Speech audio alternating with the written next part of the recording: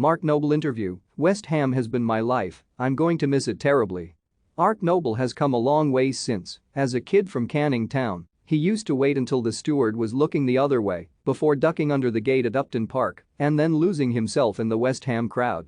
On Sunday, at the London Stadium, though, there will no chance of keeping a low profile, not when it is the last chance for the club's home fans to say goodbye to their club captain and talisman for so many years. It may well be that Noble, who joined the club at 11 and is now leaving it 24 years later, will have to watch his team play Manchester City from the substitutes bench since David Moyes and his players need more points from their remaining 2 games if they are to be back in Europe next season. The majority of the 60,000 fans in the London Stadium will be disappointed, but this is professional sport and Noble understands that more than most. He will be desperate to just be out there on that pitch again, either against City or at Brighton in the final game of the season, but he has always put the team first, and that is not going to change, even at this 11th hour of his playing career. Mark James Noble has never been one of those captains who just tosses the coin and does little else. He is the type who helped calm the storm which followed the club's difficult move from Upton Park to Stratford in 2016. The type who, with other Premier League club captains, tried to minimize the severe financial consequences of COVID for club staff. And the type who helped Moyes with information and advice when the Scot returned for his second spell as manager. Mark helped me a lot when I came back to the club in terms of making things better more quickly, said Moyes. He has an eye on a different role at the club, maybe not so much on the coaching side. He is certainly someone who deals well with the players, a problem solver for us if we have difficulties behind the scenes. West Ham fans will have seen an emotional Noble in recent weeks. There will, no doubt, be more tears in the next week or so, but relief as well. When we won games, I probably enjoyed it for a couple of hours, but then it was, we've got to do it again next week.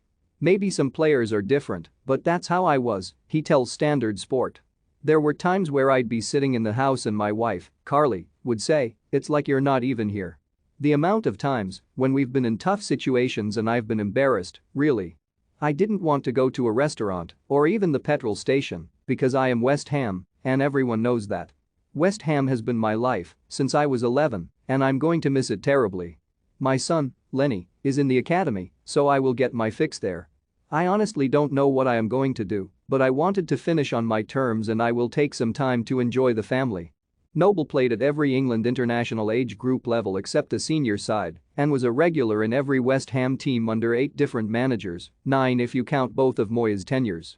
No one in football has a bad word to say about him, although he can be feisty on the pitch, as when he furiously wrestled a protesting fan to the floor during a match against Burnley in 2018, or in the dressing room with teammates.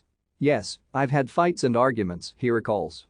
"I would always pick on the big ones for some reason.